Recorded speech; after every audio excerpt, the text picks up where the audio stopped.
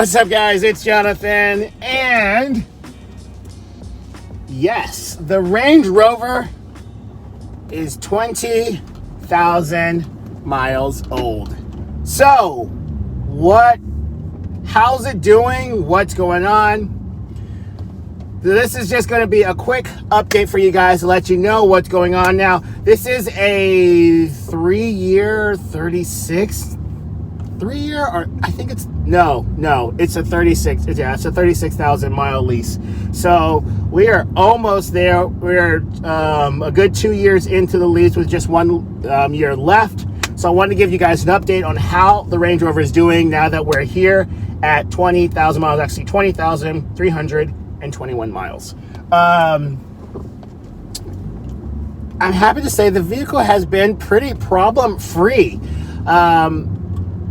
There was we took it in for its first service, and I'm sorry I didn't give you guys the video of that, but took it in for its first service around, I think it was like 13,000 miles, because I thought that the vehicle needed to be serviced at 10,000 or 12,000, and by 13,000 I was just getting nervous because the light had not come on saying that, hey, time for service. I'm thinking maybe it's not in this vehicle, but I mean, every modern vehicle has that. So I was worried. I told Samantha, I was like, hey, just take the car in and let's just, get the service done. Obviously, it's past it. Come to find out that the guy said, actually, we took the vehicle in early because the first service doesn't need to be done until 15,000 miles. So, yeah, so if you got a Range Rover Sport, at least the first year, I don't know if they are, an equal time away from each other, like 15 and 15 and 15, but at least the first one doesn't need to be done until 15,000 miles. So that was a little over 5,000 miles ago. Well, actually more than that because we took it in early. And nothing needed to be done. They said everything was running well. There were some updates that needed to be done. They said like software updates. Didn't really notice anything different about the electronics and how they updated or what those updates did.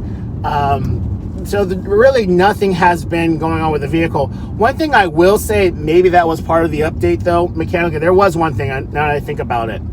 Sometimes, very rarely, we would be coming to a stop and the vehicle would just shut off.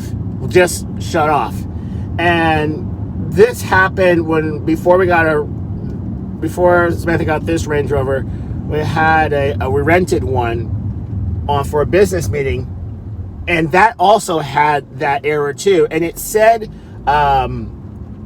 gearbox malfunction. I think it said something like that. I'll put it up on the screen so you guys can see it. And what it essentially was doing was leaving the vehicle in like a high gear. So when you were trying to roll forward, it wouldn't go. It's like it was locked in a higher gear than what it needed to be in. And that was after the car started up. It would just shut off and then it would be like in a higher gear. It's weird. Anyways, that hasn't happened since the update. The only other thing that's been annoying, and it still continues, it is what it is. There are 2 USB ports under the center console, and the one on the right side is just a charger. The one on the left side is a charger, but it also controls your CarPlay. And what happens is that I don't know if the USB cord or the lightning cable just gets pulled, but once you're listening to music and everything, you'll hear this electronic like zap, and it will turn off the Apple CarPlay. Interesting enough, it will still keep charging the phone, but your music is gone, and all of a sudden you're listening to the radio when you were trying to listen to Apple Music. So that keeps happening. We thought it was the cord, like a bad cord. That's not it. We thought maybe it was like the port inside, and we haven't taken it to Range Rover. Perhaps on the next service we'll talk about it with them. We just forgot to do it. So yeah, so that's the only annoying thing. 2023, the new Range Rover comes out, so we will So hopefully they have updated their system to at least USB-C, which will probably take care of that. Also wireless charging, and even better, wireless Apple CarPlay. And that would solve all those problems. So hopefully with the next update, the new generation of Range Rover, they will change that. But that's something for you to keep in mind, though, if you're looking at getting one of these vehicles used. Just go ahead and plug your phone into all of the ports and let it play for a little bit, because it doesn't happen right away. It just happens, after it's been playing for maybe like 5 or 6 minutes or so, it'll just cut out, and it's really annoying. But other than that, mechanically, the car has been fantastic. I mean, you guys have seen the little things that I fixed on the vehicle and little project things, and all these things, of course, could have been done at the dealership for free, but I wanted to do them because, I wanted to show you guys how it was done.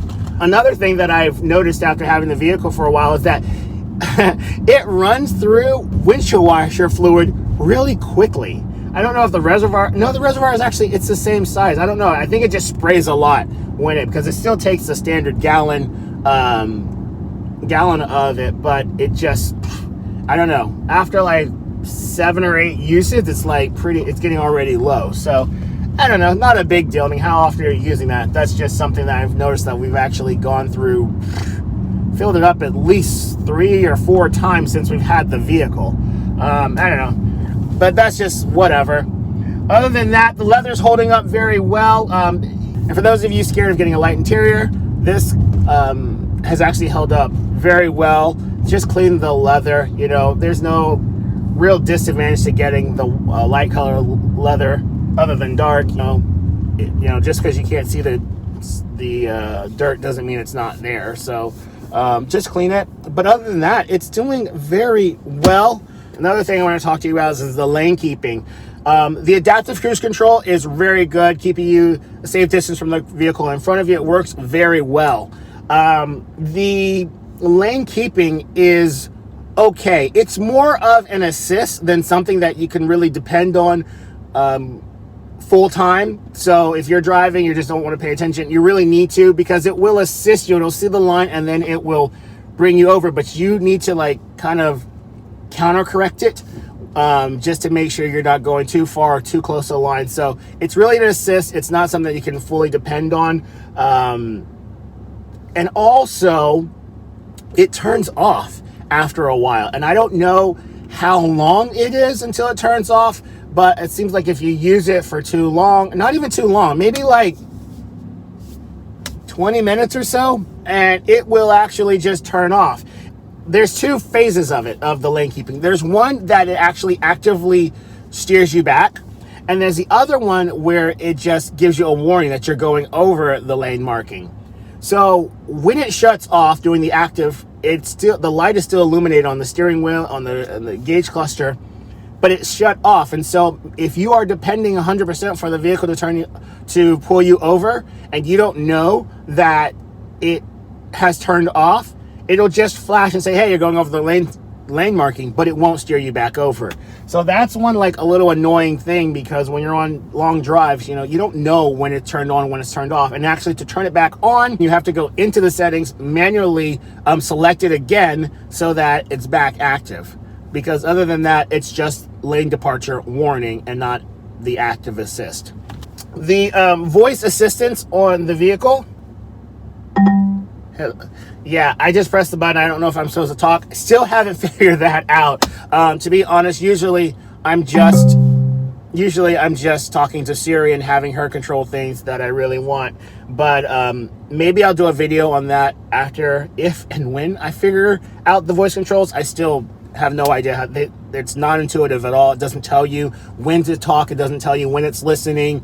And the rare times that you get that lined up, it doesn't understand what you're saying, and it's not that great a system.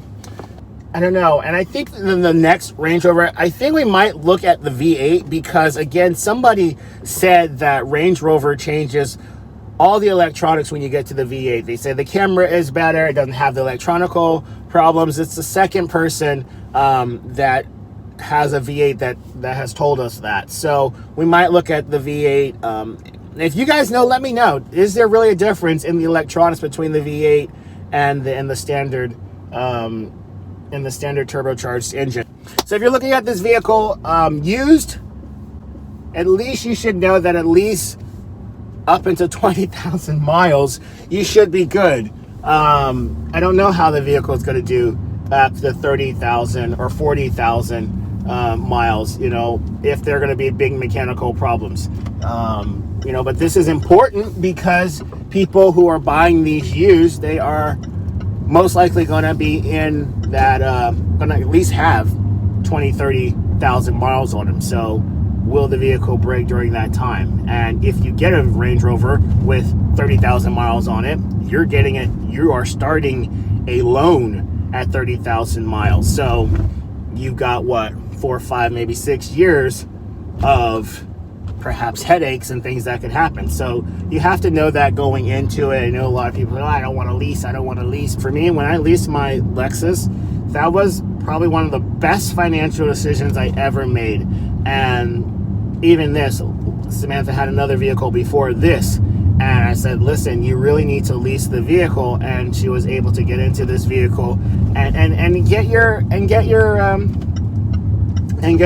get back to zero. I mean, people finance their vehicles for 5 and 6 years because they want the payments to lower, but no one really wants to keep their vehicle for 5 and 6 years, you know. So they trade their vehicle in early, hoping that they have some equity, hope they get, you know, X amount for the vehicle. In today's market, you really can, but I'm just saying in general, you know, people are underwater or they have a negative equity and they have to roll that negative equity into another vehicle. And if you keep rolling that negative equity into another vehicle and another vehicle and another vehicle, just because you don't ultimately pay the vehicle off, you trade it in before the term is over, where you're just going to keep paying and paying, and your payments are going to get higher and higher, and your car that you have to choose from are going to get smaller and smaller. So it's all about time. Time is money. And yeah, and I know people are like, oh, well, that's too expensive, blah, blah, blah.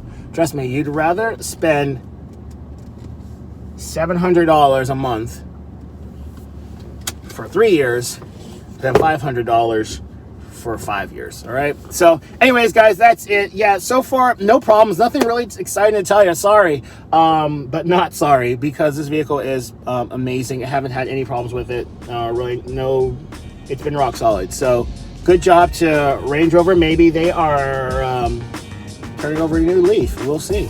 Anyways, guys, I hope you enjoyed this video. If you want to see more, be sure to like and subscribe, and I'll see you in the next one. Later.